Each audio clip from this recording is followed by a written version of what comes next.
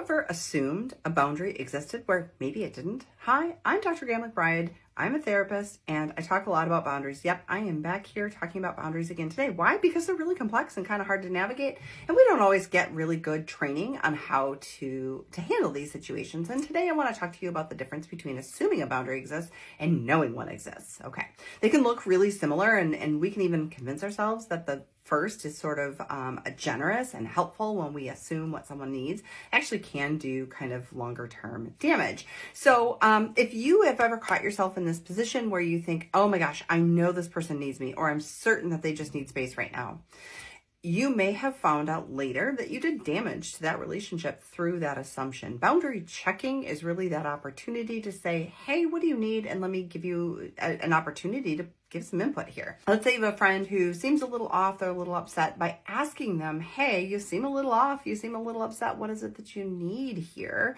You create a deeper sense of trust and safety in that relationship, and you give them an opportunity to give you input, rather than making the decision for them without them. When we make a decision for someone else and without them, it's usually a decision based on our own fears and maybe our own overthinking, sometimes our own preferences, but it really is exclusionary to the other person. So when we check a boundary, hey, what is it that you need given these circumstances that I'm noticing?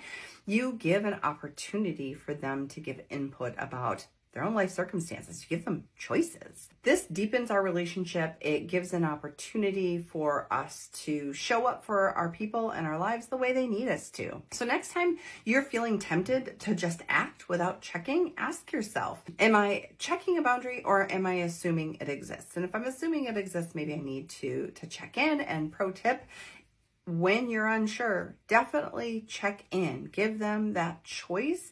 Again, I can't say it enough. Relationships are deepened and strengthened when we check in rather than assume. Assuming often leads to greater distance and sometimes even harm. Checking in creates connection.